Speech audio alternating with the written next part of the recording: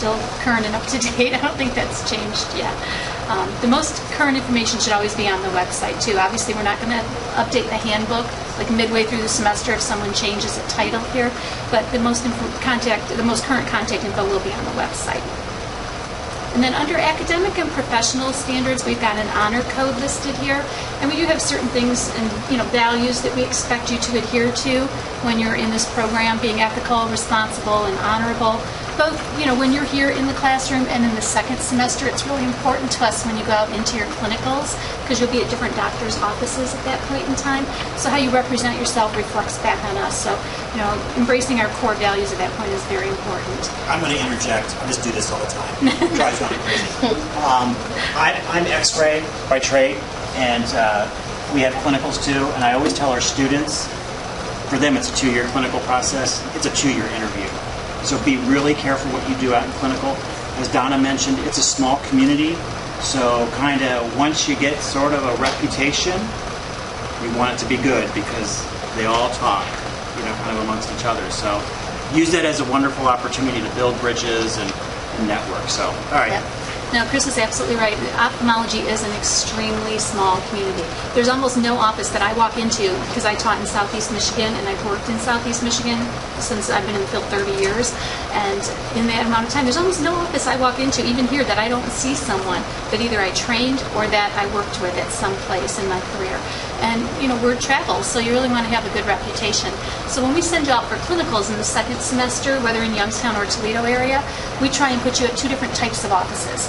I'm going to try and put you, if I can, at a bigger practice, maybe one with multi-specialties. So for the people in Youngstown, the practice that they're training in right now, they're not on a campus, they're actually in an office. And in that office, they do have multiple specialties in several locations. So they're going to see a little bit of that if they sometimes end up going in like on the weekends. So they'll get some exposure to that. And they were really good last time. They did hire from our class, which our first class there was this year. They just finished. And then they also used that office as a clinical site. So it was really helpful to us to partner up with them out there. And, we have probably 75% of our students typically in Toledo area get hired or get an offer from at least one of your clinical sites. And sometimes students will have 2 or 3 interviews and offers at the end of the program. Usually by February to April, people are starting to accept job offers. Sometimes I even end up putting people we switch your clinical site halfway through, so we try and put you at a smaller, maybe more private office. So a lot of times by then I have people saying, this office has made me a job offer, could I do my second clinical here? And if that works out, I'll do my best to make that happen for you. So again, just, it really is a long job interview. And it starts here, people will talk to your instructors too. Maybe like off the record, hey, how was this person? People do that. So, obviously we have certain guidelines about what we can and can't say, but the people do talk, and it might just be someone you worked with at an office when you were there for your clinicals for the first half of the semester, and then they're looking to hire, and the office manager will come out and ask them, a tech who worked with you, hey, how was this person? Is this somebody we'd want to hire? So really the whole time that you're there at your clinical sites, you're representing yourself as a potential employee. One important thing on here is failure to behave in a professional manner can result in warning or removal from the program. And I have had to do that before, and it's not a very pleasant situation. But we did have a student not that long ago who was released from her clinical site on her first day there because of some issues.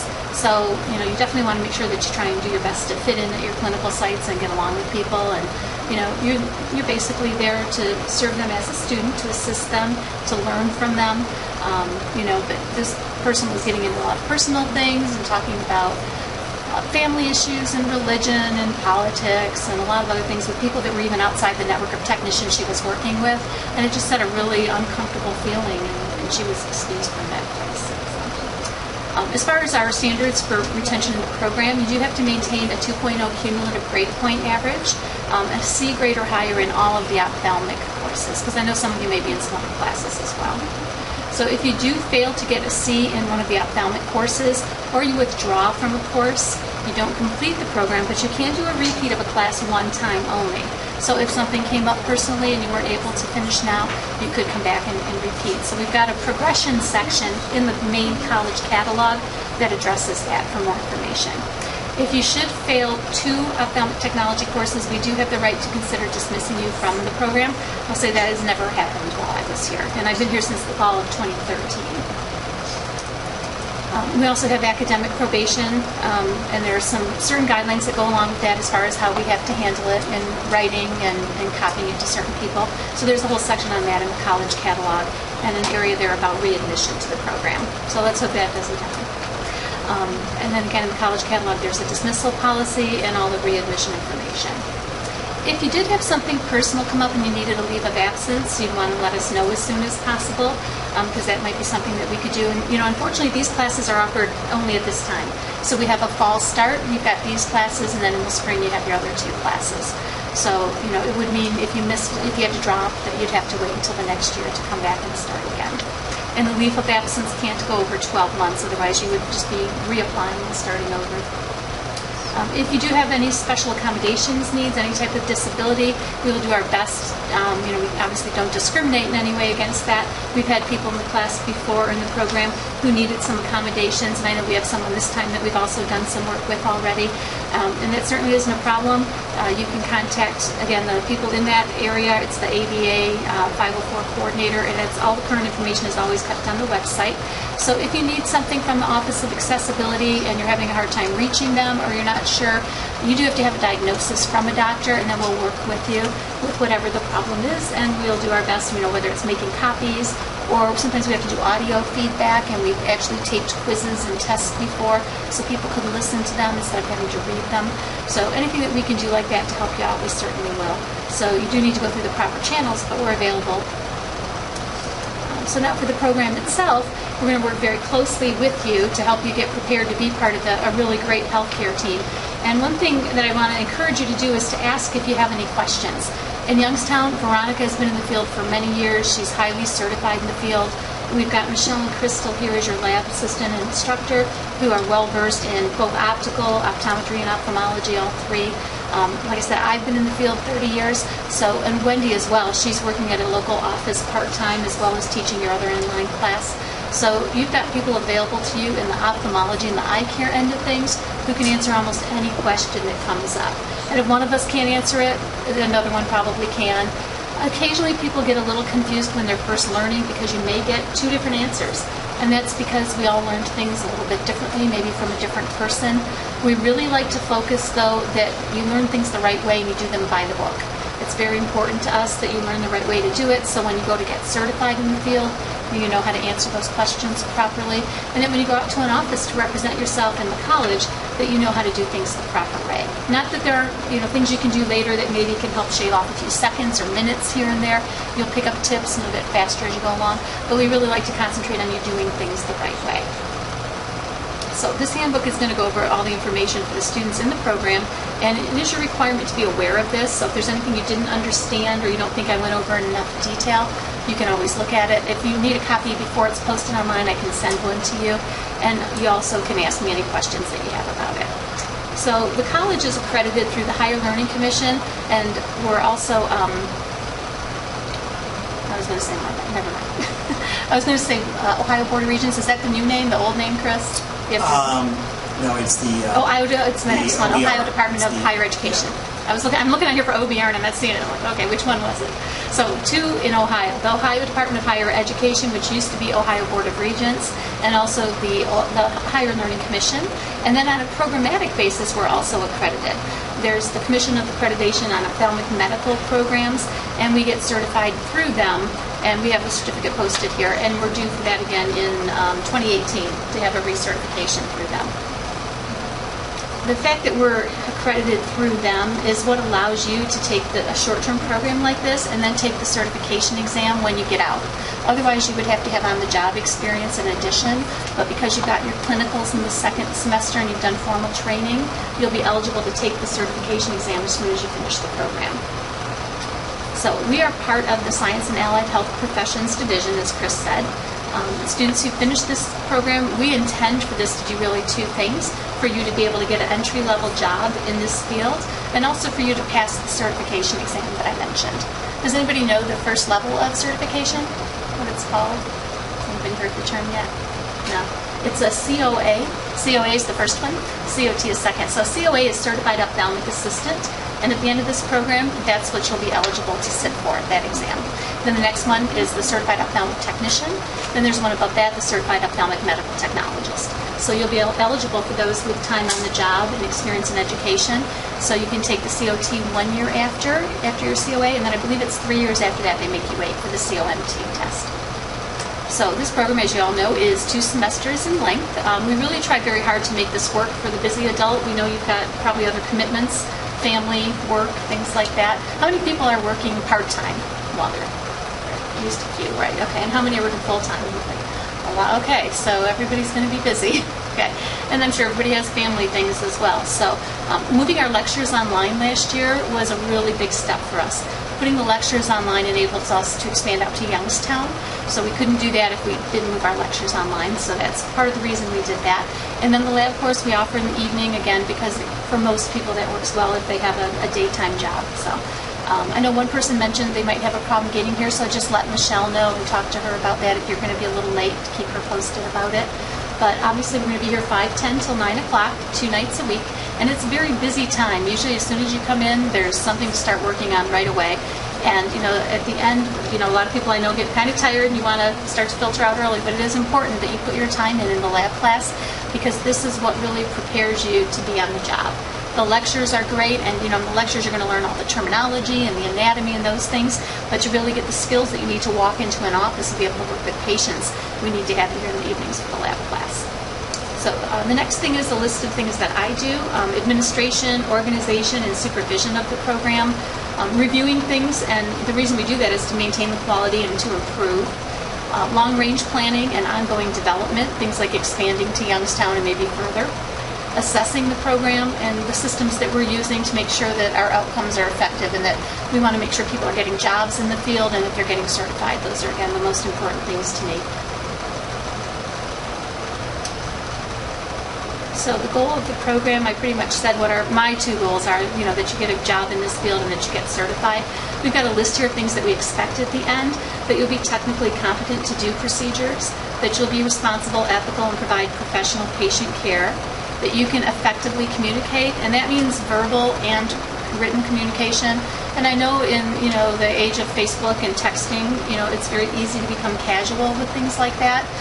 Most offices now use electronic medical records. There are still a few, and even I think one of our local clinical sites that use paper records. But communicating effectively, whether it's with a doctor or a technician you're working with, it's very important. And particularly in the chart, when you put something in writing, you want to make sure that you're not abbreviating unless it's a standard medical abbreviation. You don't want to put literally like C for the word C and a U for the word U. So spelling things out, which isn't what a lot of people are used to. Applying an understanding of scientific and mathematical concepts to eye care situations. That's really important. It's not like you have to be a math superstar, but you do need to be pretty good with math, and it's not terribly hard math. I'm not talking like higher level algebra really, but there are a few things where we do some formulas. There are really 2 main formulas that you're going to learn that are terribly hard. But there's also math, and just adding really is the big thing, I think, every day that you'll use. We do a lot of our measurements in quarter steps, so a lot of times we'll talk about things in quarters. And then we also do some things in degrees, so you'll learn to do those things in the lab class. But if you're good at math, it'll make it just a little bit easier, I think. Having the ability to solve problems and think critically, that's really big. And at the beginning, I think that's very hard because it's all new to you. But as you get more experience in the field, that'll get a little bit easier. And being able to problem solve and to juggle a couple different things at once, I think that's really valuable to your employers. So I'm not going to read all of these, but physically there are a few things that you need to be able to do. Like most jobs, you're going to use some form of a computer, whether it's a computerized piece of equipment like we have here, or an actual computer, or some ophthalmic medical equipment. Occasionally there is some lifting. Most of the time it's a patient that needs some help transferring. Sometimes you have to move a box of something.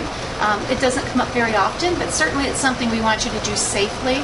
So if you've never helped assist a patient moving from, say, a wheelchair to an exam chair, and if you're not comfortable doing it or physically you think it would be a problem for you, then you want to make sure that you get some help, especially the first time, to have somebody show you the best way to do it and the safest way for yourself and the patient. So very rarely it says, any carrying weights up to 50 pounds. I don't think I've ever had to carry anything that weighed that much, really. Some of the work is sedentary, but it's a very good combination. So when you're in a room with the patient, quite often you're sitting down because you're talking across the table to them or a desk. And then when you're doing, movement of a patient, say from a check-in area to a room or down to see the doctor, you're going to be walking down the hallway with them or taking them for testing or laser surgery or photos, something like that. So it's a nice blend. So there's a little bit of sitting, a little bit of standing. Sometimes there is, walking not too far in most offices. The standing for extended periods of time usually is something that comes up if a person is working maybe in an operating room. But as a general rule, you're not standing in one place for very long. Obviously, you have to have good hearing and good vision. Those are really important. The next one is really ability to compare and judge things. Next is communication. Again, like I said, having good communication skills is important. Being able to talk and hear and to understand nonverbal communication is really important. You may have a patient who's nonverbal, either because they're a child or English isn't their first language or for some other reason. Sometimes you'll have a deaf patient. So being able to maybe understand simple things they're trying to communicate, and also sometimes a doctor is trying to get your attention in the background to do something or not do something. So understanding that is really important. Obviously language abilities as far as reading a variety of things and reporting communication with instructors and people in the healthcare field. Again, using critical thinking and problem-solving skills. And then using the things that you learned here, logical or scientific thinking, and applying that out in the real world. And then verbally being able to record and deliver information, communicating, and then knowing medical terminology. Does anyone have any background in medical terminology at all? Or is it going to be me? You have something? How did you? Well, it's veterinary, but it's... Okay, well, still applies, right? Yeah, it's kind of nice if most of you don't, probably, because you're all learning then from the same place. Sometimes we had one class a couple years ago, and we had half of the class had worked somehow in the field, like an optical or an optometry office or something, and at least 3 or 4 of them I think had. And so it was a little hard because they were a little more advanced, and everybody else didn't know that and stuff yet. So it's kind of nice when you're all just starting together. Numerically, again, if you're good at math and it just comes naturally to you, it'll make it that much easier. But if you're not good at math, don't freak out about it because we're going to help you get through it. And there are a lot of things where we use the metric system, like measuring pupil size. We don't do that in a 1/4 of an inch. We measure that in millimeters. So you'll quickly learn. Like if I look at a pearl nowadays, I can tell you exactly how big that pearl is because I've been measuring pupils for a long, long time. And it's just, I was looking at earrings once, and some guy at the jewelry store said, "Oh, this is a blank millimeter pearl." I'm like, "No, it's not." Because you'll get good at that kind of thing, at judging it. Form and spatial aptitude, just determining depth, length, width, and shape of things. That'll be measuring parts of the eye probably. And then psychomotor coordination, that's using your hand and your eyes with manual and or automated equipment. And we have a good mix here of both manual and automated equipment, so you'll learn on both of those for some things. We have a few things where we only have an automated one because that's really what you see in the clinics nowadays. Obviously, being able to use your hands manually, being able to grasp and handle different pieces of equipment is important. We have a lot of things that have fine controls on them, so being able to move something like just a little bit up or down, like a joystick control, that kind of thing is also a skill you'll use a lot. And like I said before, being able to talk and hear and understand nonverbal communication.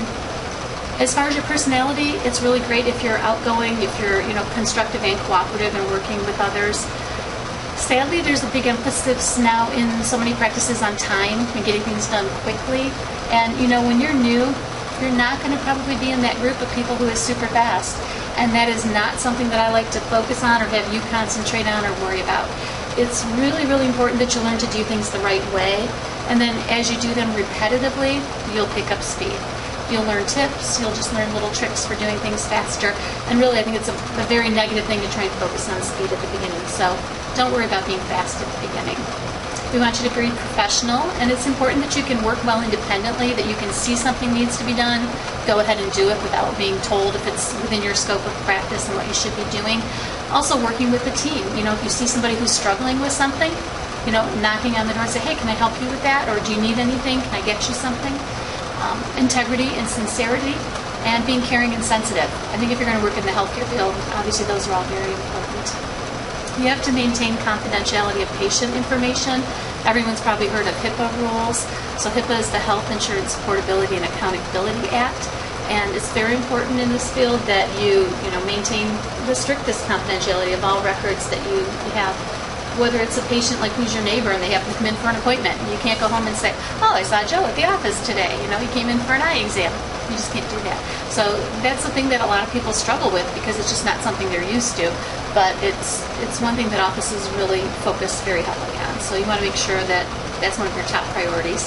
Obviously, being neat and having good hygiene, excuse me, a positive attitude, you know, especially in your clinical sites. And even here, you know, Crystal and Michelle, if they see you doing something wrong, they're going to point it out to you. And there may be other people around. We're not going to say, oh my gosh, you did that wrong, you know. But they're going to say, oh no, let me show you how to do this. And, you know, they'll correct you. It's really important, again, that we get you doing things the right way before you go out in clinic.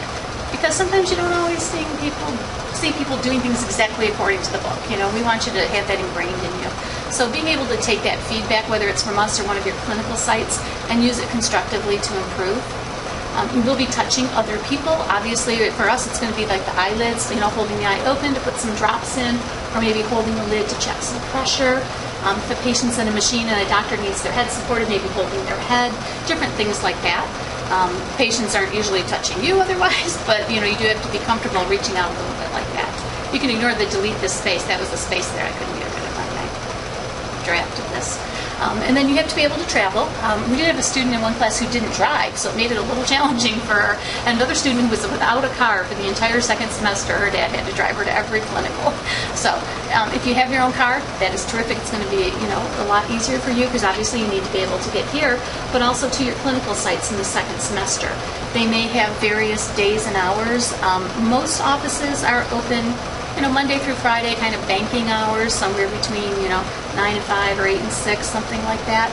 Very few are open an occasional night or an occasional weekend. So if that's something that you need to do to get some hours in, you know, hopefully your office will be able to work with you on that. But most of the clinical time in the second semester is going to be those usual daytime hours. And we will try and put you, you know, in place of your choice if possible, and as close to home or work as we possibly can. So that's something we'll talk about a little later in the semester.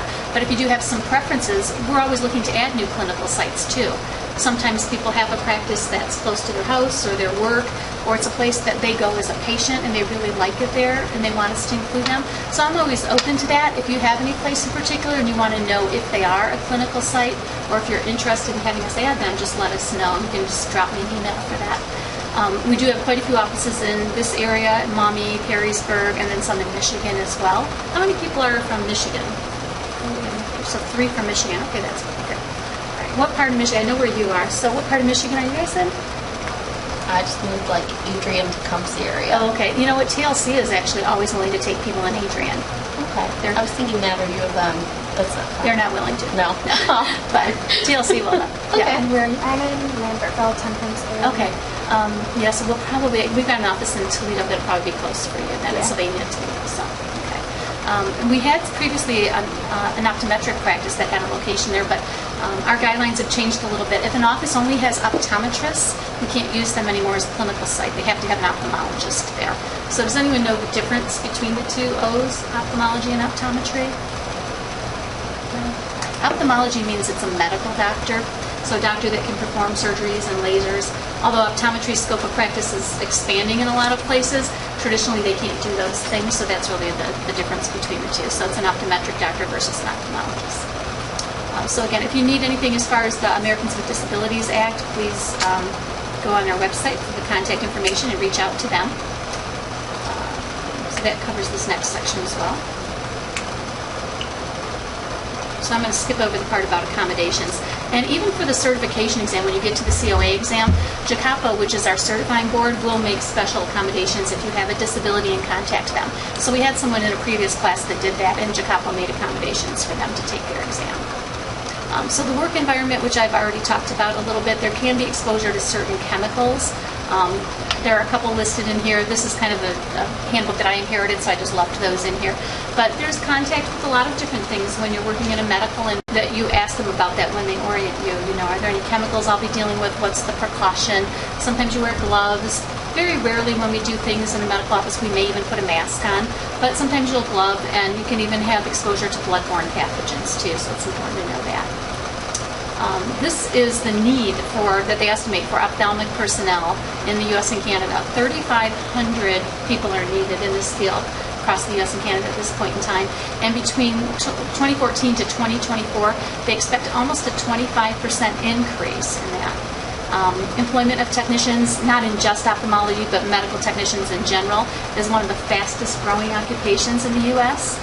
And then I threw a quote in here about the hourly average in the Midwest area for a COA, Certified Ophthalmic Assistant, with less than 1 year of experience is about $15.69. And that's according to a report that came out last year. Usually coming out of this program, you will start at a little bit less than that. But I do tell people that as someone who's done a lot of hiring before, I can let you know that if I were interviewing you and I made you an offer, the first offer that I made to you is not going to be my highest offer. It would be kind of silly of me to do that, really. So the typical thing that people do is they come back and ask for a couple dollars more. And you say, well, I've looked at the salary survey, which I'll be sending you.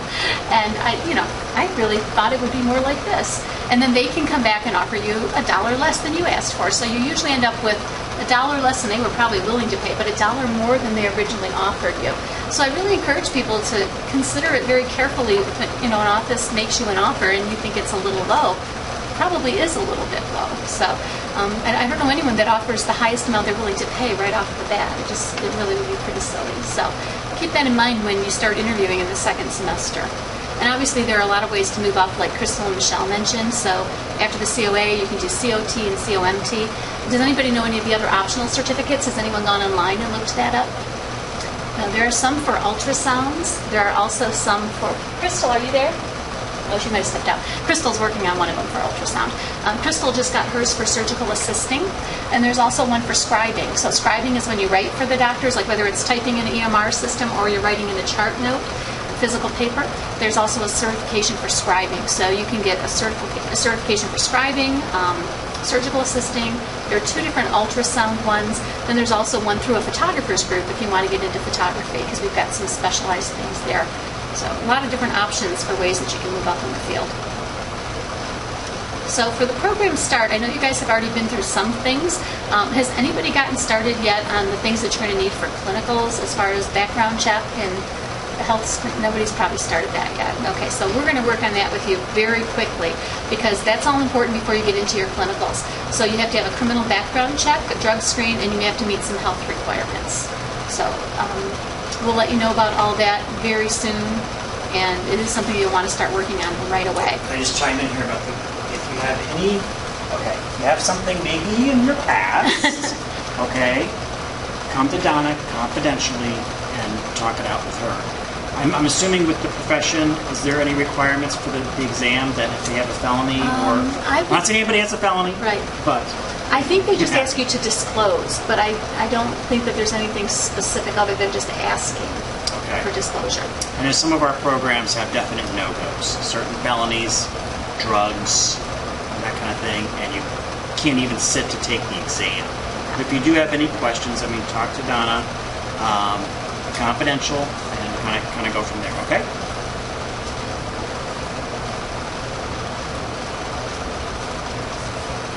And all those things, it seems like we always have at least 1 or 2 students that wait till the end to get started on this, and then we're very frantic if it's, December, like end of December, and you haven't finished it yet.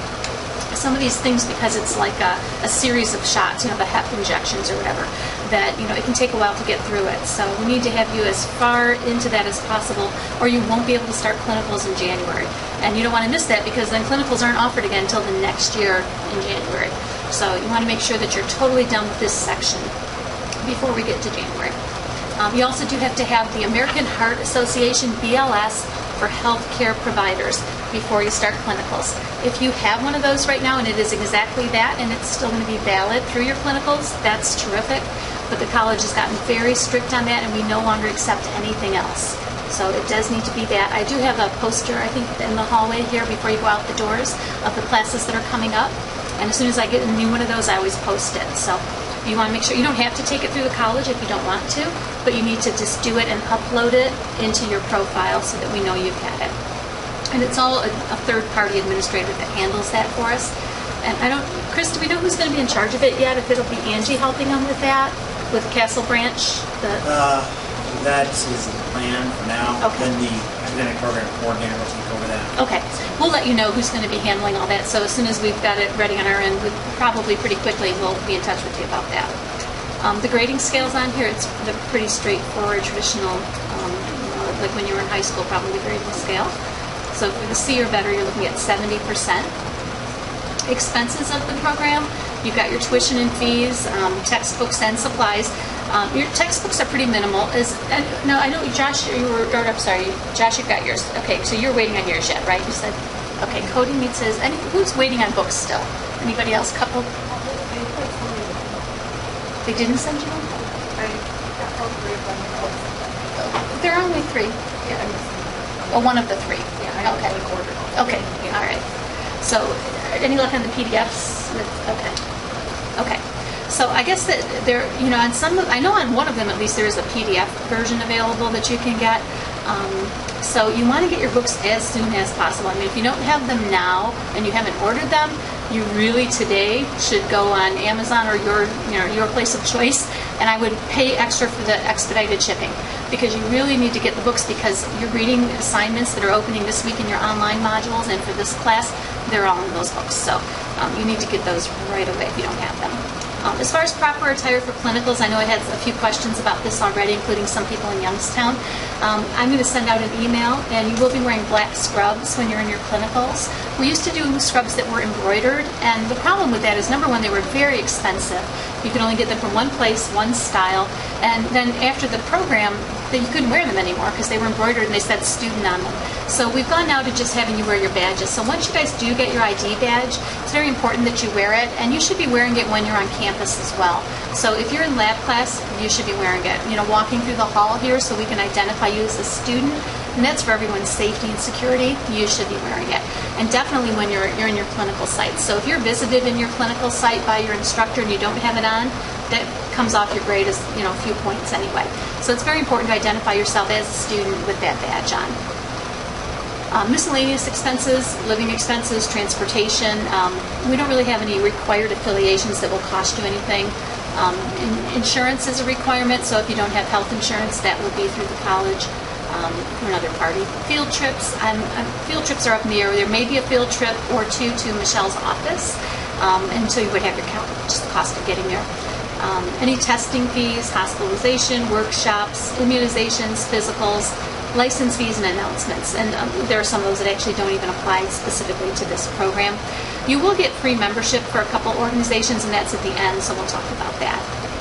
This just goes over all the different ways that we assess the program, and you guys are an important part of the assessment, and so we'll ask for your feedback on your courses, and it's really important that you let us know how things are going or how things have been. It's toward the end of the semester, and we read that very carefully. I will tell you, I personally look it over before I share it with the instructors, and we use that to improve the program. So, if one person says they had one problem at one clinical site, I keep that in mind, but I mean, it's not like I eliminate a clinical site based on one person's feedback one time. But, if people have an issue with a textbook or a way we're presenting something, we need to know about it, and you can also contact us before we do any surveys, too.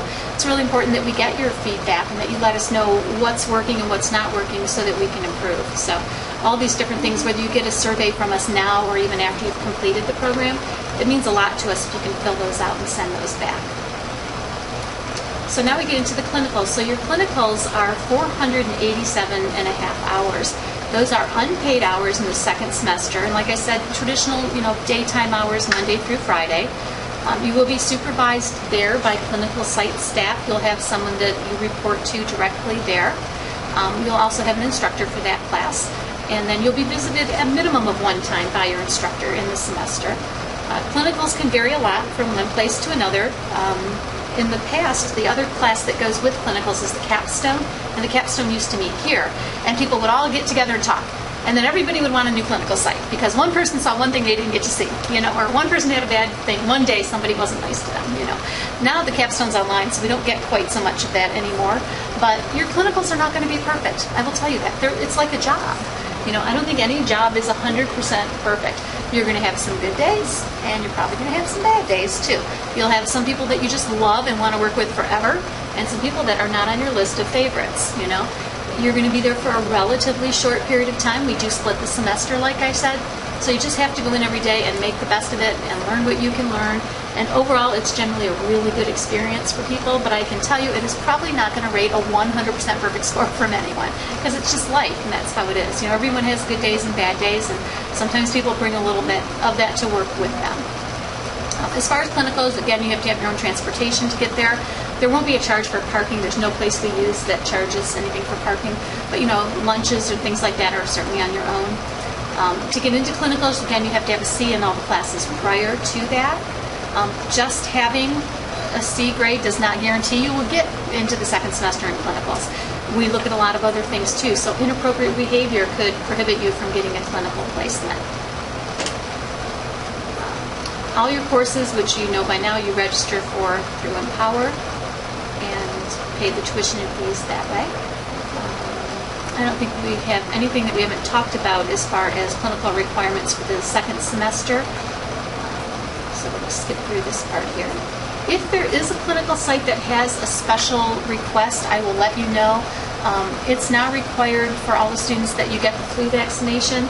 So that I used to only have one clinical site that required that. So I didn't require that anyone else get that, but it's now a college requirement across the board. So we do have one place where you have to be a non-smoker. So not just non-smoker, no tobacco products. And they require that of students as well as employees. So when they hire, they will only hire people who test, and they do a hair follicle test, and they do it for drugs and tobacco, nicotine. So it's a thick chunk of hair, and it's about that long. So they do test for that. They won't test for it as a student, but they don't even really want to have people come there as a student who are a smoker or who use nicotine or tobacco products. And the reason for that is because they want to use it as a hiring, basically a filler or a feeder system for them. So because so many of the clinical sites want to hire from the program, they'd like to just have someone come in, do their clinicals, be a great fit, and then they hire them. So I really try hard to make sure that I don't place anyone there who smokes. So between now and the clinicals, we'll want you to let us know whether you are a smoker or not, or use tobacco products. Has everybody got the information and orientation about the hard waiver insurance program? Hopefully everybody was told about that? Okay. If you weren't, let me know, because if you have to waive out of the program if you've got health insurance coverage, and otherwise you will be charged for it automatically. So you want to make sure that you let us know if you do have health insurance. That's a substantial charge. Yes. So you guys do have health insurance outside. This is, driven by the Affordable Care Act, but you definitely fill out that waiver. Otherwise, we can back it out, but when you see I forget what it is, $800 or whatever, to show up on your bill, it can be quite a shock. So your instructor for the second semester for the clinicals will be placing you at your site, and I have a lot of feedback in that too. I may be the instructor, I may not be, but we can't guarantee a clinical site for you, but again, we will do our best. We'll look at where you live or work, where you tell us you want, or if you have some other reason that you want to be close to something. Like last year I had a woman, she wanted to be as close to Sandusky as possible. That's pretty far. I don't really have any clinical sites out there, but her daughter was pregnant and due to deliver like any minute, and she wanted to be close to Sandusky, so we did our best for her. But we'll try to get you someplace that you'd like to be if possible, but we have the final decision about that. And there are a lot of factors that we use to decide where you should be. First of all, you have to complete all the requirements to get into a clinical site. The compatibility of your schedule, we do want to look at that. Where you live or work, whatever you request, being there. Your grade point average too. If it comes down to two things, like two people want the same place and I have to pick one, I'm going to look at your grade point average, your attendance, how well you got along with other people, how helpful you were, how good you did in the lab class, things like that.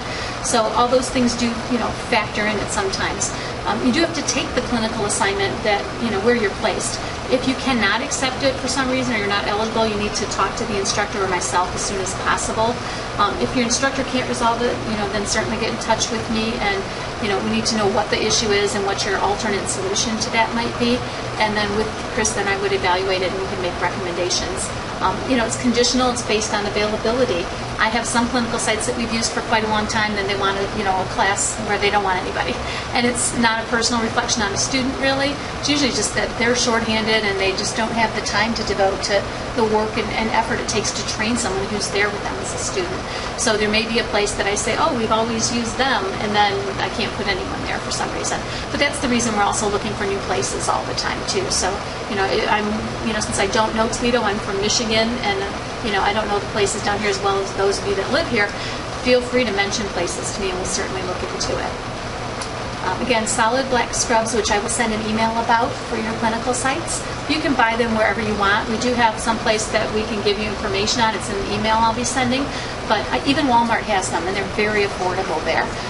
So, if they have a little tag on them that says, the brand name or something, that's fine, but not colored striping. As far as your shoes, I think it's really important that, well, first of all, your scrubs have to be clean and neat. Please don't go in wrinkled or dirty. That's a nice thing about black. When we used to wear all white when I worked in an office, it was terrible trying to keep it clean, but the black isn't hard to keep clean. As far as your shoes, we don't have anything that's very strict about your shoes, and that's because it varies from office to office. And honestly, I'm not going to ask every single clinical site. They know you're there for 8 weeks, and they're very flexible about it within reason. Your shoes have to be what we call like a solid, not an open toe, certainly not a sandal. But a lot of people wear like an athletic shoe, so a tennis shoe, whatever you want to call it. A croc-like shoe is very popular, as long as it doesn't have an open toe and you have a strap on the back. Most places are fine with that.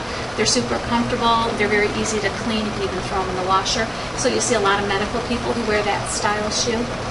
If you have a question, let me know. I had a student once who wanted these black Nikes with the big green swoosh on them. Not my thing. I'm not a fan of the bright fluorescent green, but he sent me a picture. He said, "Are these okay?" And I said, "Yes, those are brand new. They're clean. They're fine." He said, "Great, because I want them and my wife doesn't want me to spend the money on them." So he was really happy. ID badges have to be worn at your clinical sites, and again, when you're on campus, and they should be, on a lanyard or something like this, or clipped on. I really don't want to see them clipped on like at the bottom of your scrubs, where someone can't typically see who you are. So if you're sitting across the table from someone or desk, they should be able to see it. You have to be clean, neat, and professional in your clinical sites, wearing the clothing described above. Any makeup should be natural looking and professional. So, just keep colors in mind, nothing too wild. Same thing with jewelry, no more than 2 piercings per ear. And facial or oral jewelry has to be removed. So I'm talking about anything in the nose and anything in the mouth or the lips has to be removed before you go to your clinical site. Hair should be a natural color, although I've seen some really pretty purple hair recently, and I'm thinking of doing it myself. Not in our clinical sites. So no green, purple, blue. Any accessories in the hair. I used to have a student who loved to wear this gigantic red poppy seed kind of flower all the time. So we wouldn't like anything huge. So small, tasteful. Again, it's a professional environment. Nails should be clean and of an appropriate length. If you're going to have nail polish on, a neutral color ideally. Nothing too shocking, I guess, or fluorescent or glow in the dark. Business appropriate, again, like as if you were going to work in a bank. Any visible tattoos should be covered. So, if you've got a tattoo that's up high or something or somewhere else that we're not going to see, that's fine. But if it's on the neck or on the arm and it's in a visible spot, you can, if it's a small one, I've seen people put a bandage over it, just a little Band-Aid. Otherwise, some makeup to cover it up. Or if you need to wear long sleeves at your clinicals, too, we've got some things in the email that I'll send out about what's appropriate to wear above either like over your scrubs as a lab coat or underneath if you want to wear long sleeves. And if you have a tattoo question, just see me about that. I had somebody once with a whole sleeve that, I see you've got some on your arms, yeah. So if you could wear a lab coat in your clinicals, that'd be fine. Or because it might be hard to cover up if they're larger. So a lab coat at clinicals, it's nice. It gives you extra pockets, Or you could just wear a light colored shirt underneath. We've got certain colors that are acceptable under the scrubs. So I'll send the email, and then when you look it over and you see the pictures and read the description of what's acceptable, let me know if you have any questions. There will be paperwork for you to complete during clinicals as far as your attendance. And it's really important to us that you're, honest about that you tell us the time you actually got there. And I mean got there as in like, I'm in the door, I put away my bag, and I'm at my station ready to start. It doesn't mean the time you come careening into the parking lot, with pulling into a spot. So the time that you're actually there, your stuff's put away, you've had your coffee, you've gone to the bathroom, and you're ready to start work. That's the time you write in. And we actually round it off to quarter hours for record-keeping purposes. But we do that part of it. So you just, you can look at any computer or at your cell phone. I'm sure everybody has a cell phone. You can just jot that time down. So you write down your time in and out and how long you were at lunch, and that's how we'll track your hours. If we do find out that any of that has been falsified, then you can have disciplinary action taken or possible dismissal from the program.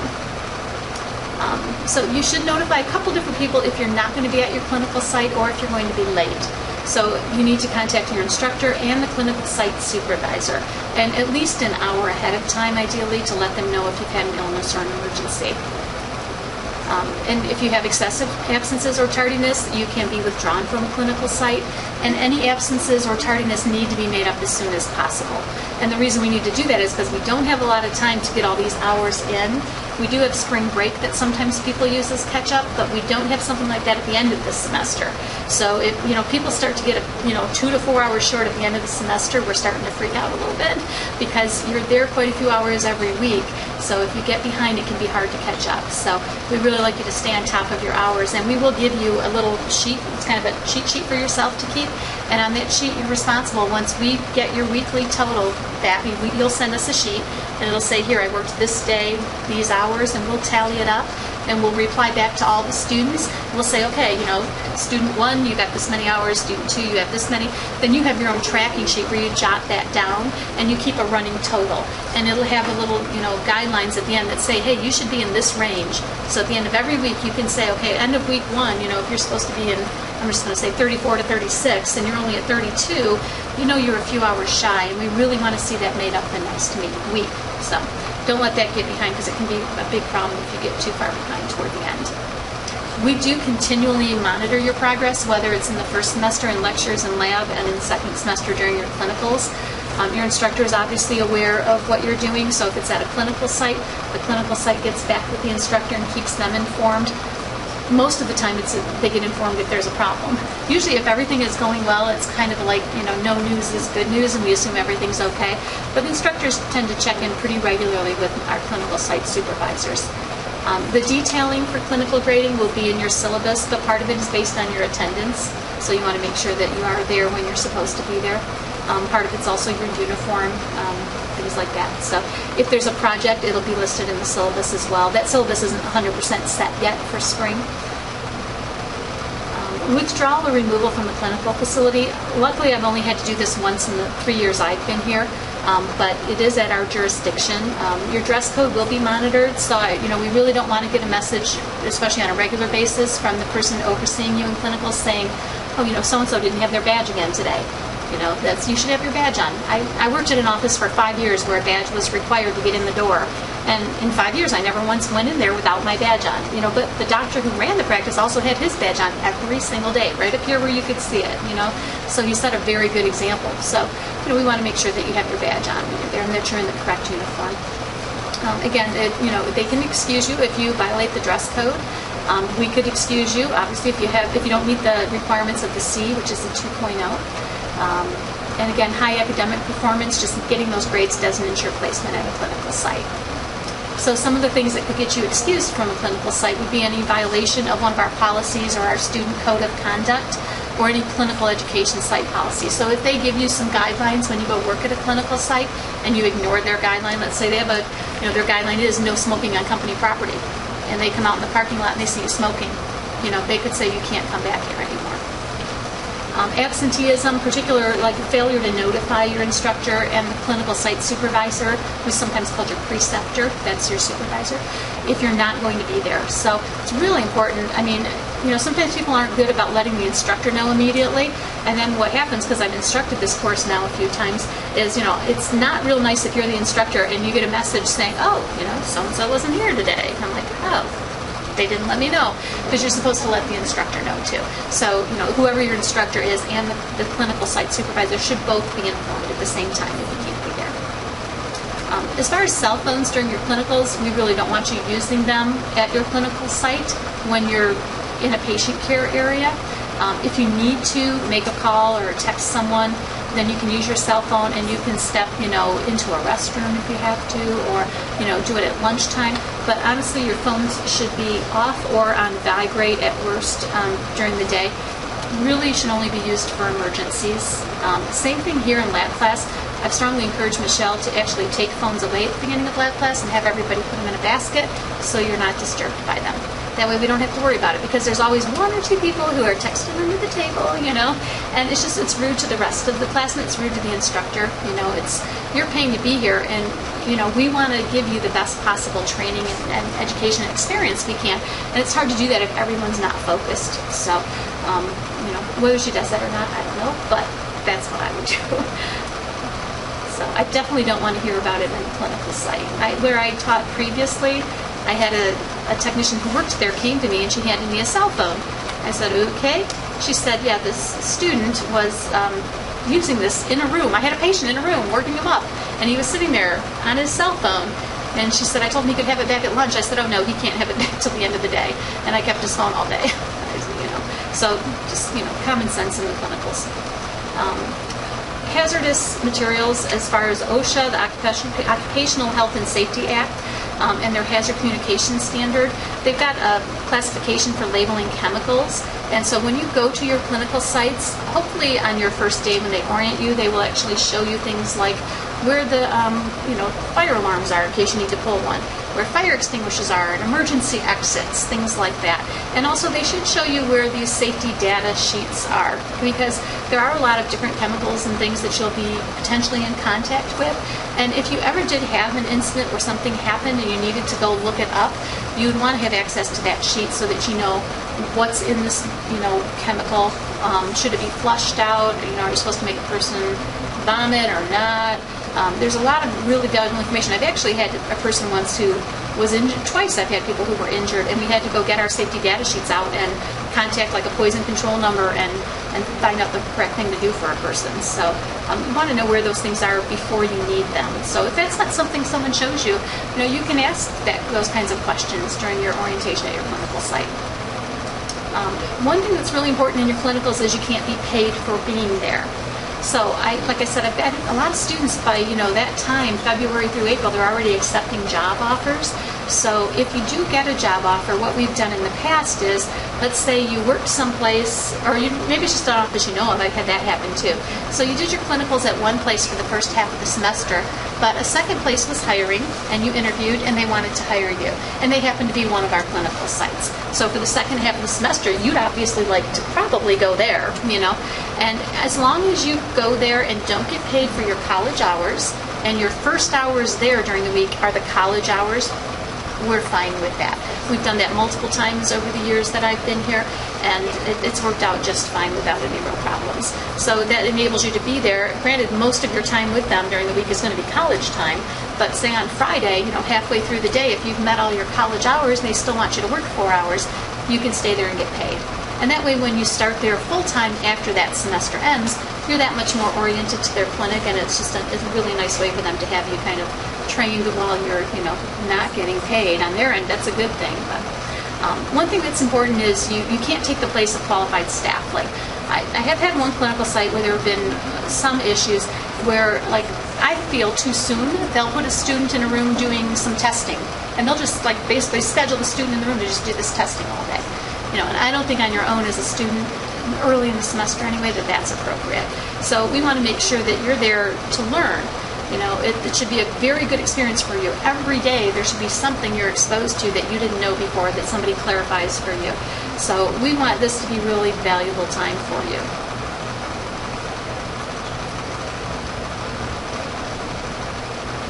So this just goes over the program. So it's 18.5 credits total. So you've got your ophthalmic online courses, which are 111, that's the one that Michelle's teaching, 112, which Wendy is teaching, your lab class, and then your college academic success strategies, Gen 100. Is there anyone who didn't need Gen 100? No, you didn't have to take it? Okay. So most of you are in that. Okay. And then your second semester, you've got your clinicals, and that's 487.5 hours, which is 6.5 credits, and then your capstone, which is also online, and hopefully Michelle will be teaching that again in the spring semester.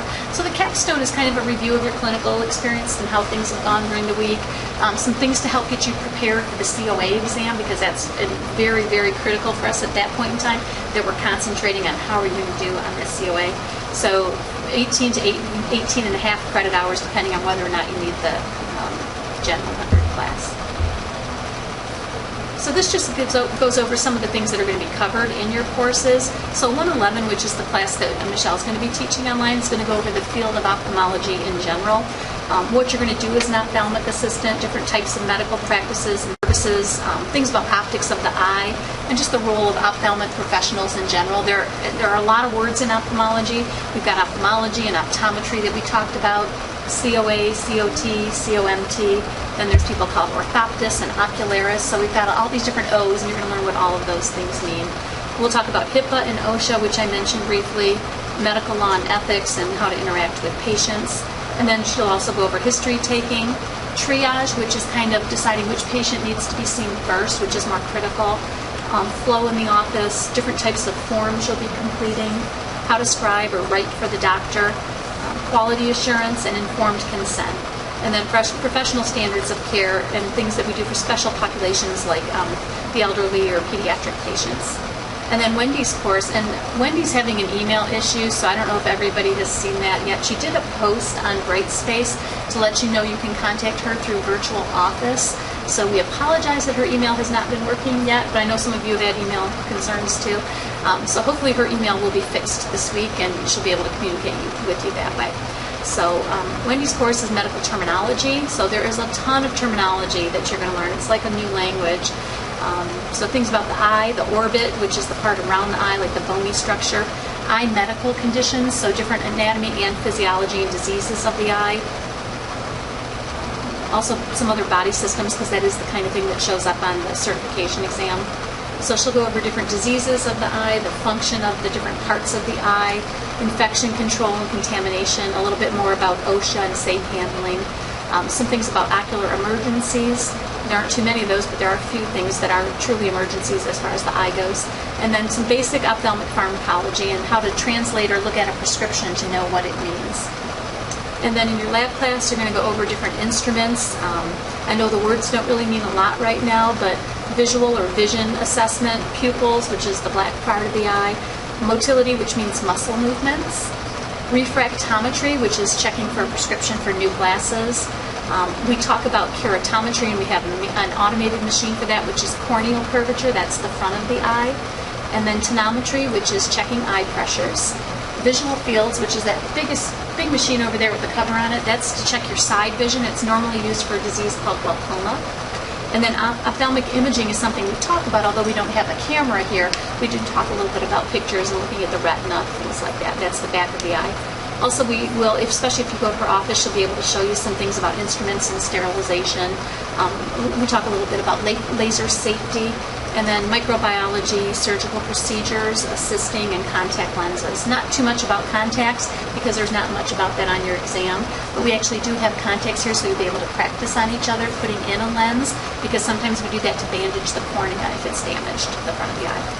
And then your second semester, which we talked about, is the clinical and the capstone. So capstone is going over current trends and topics in ophthalmology, continuing education, and then to get you ready, again, to get out in the workforce, to go over interviews and resume writing, values, personal excellence, professionalism, self-assessment, and getting ready for your COA exam. And then the clinicals, it still says optometric. We do allow practices that have an optometrist there, as long as there's also an ophthalmologist, but it can't be optometric only. So, and again, that's 487 and a half hours, excuse me. So you will be required there, obviously, to interact with other eye care professionals and patients. And then there's a little bit here about the exam. This is current as of last month when I updated it and looked at JCAPO's website. That's our certifying agency. It's the Joint Commission on Allied Health Personnel in Ophthalmology. They allow you permission to take the COA exam within 12 months of completing this program. And when you get done, what we do is we send them a letter, and it'll have all of your names on it, and it'll tell them that you're eligible for the exam because you've completed the program. You have, once you let them know that you fill out your application, we send it in with this letter, and then they will let you know in the mail that you've got 90 days to go ahead and go online. And they use Pearson VUE currently as their testing center, and they're all over the country. I know that there's one in the Maumee area, which is the closest for some of you, and there's also one in Ann Arbor. Currently the fee is $300, and Chris, are we still saying this fee is included in college tuition and fees?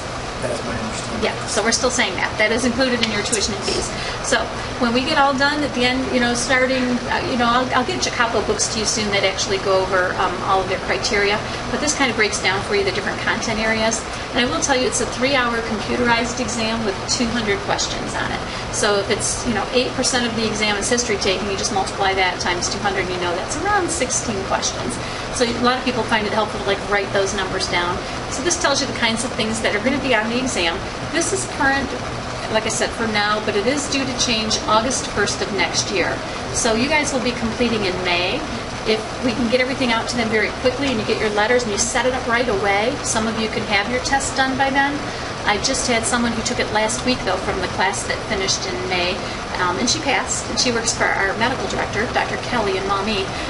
Some of you will be taking the new test. And I do have a copy of the information of what the breakdown is for the new test, so I'll be sending that all out to you guys so you can look at the two, so you can be prepared for whichever version of the test you might be taking.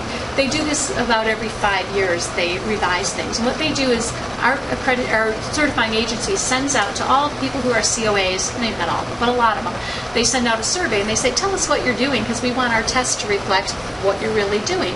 So people fill this survey out. It's called a job task analysis. And they send it back and Capo says, wow, it looks like you guys are doing a lot of this and we never asked questions about that and we should be. So they modify the test to suit what's actually going on out in the real world environment, which is a good thing. So the test has changed a lot over the years, and I think a lot of the reason it's changed so much and maybe grown and gotten, I think, harder probably, is because we've got a lot of people at that level of certification who've been in the field for 10 to 25 years, and they've never moved up to another level of certification, but their knowledge has certainly grown over the years. So the test really is reflecting that.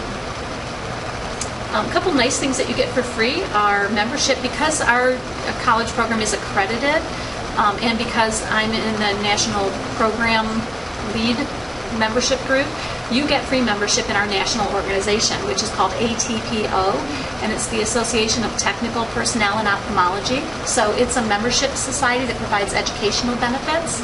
So I will get you the applications for that, both here and in Youngstown, and you can send that in and you get a free year of membership with them. You get reduced fees if you attend any of their meetings, and they do have one coming up in Cleveland next month.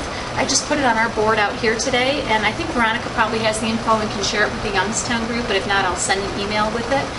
So I'm probably going to go to that meeting, actually. The other thing you get free membership at is, before I go to that one, I'm sorry, ATPO also gives you 5 free CE credits online. And once you become a COA, you will need to recertify down the road. 3 years later, you need to recertify with at least 18 credits, and that goes up with higher levels of certification. But as a COA, you need 18 credits every 3 years.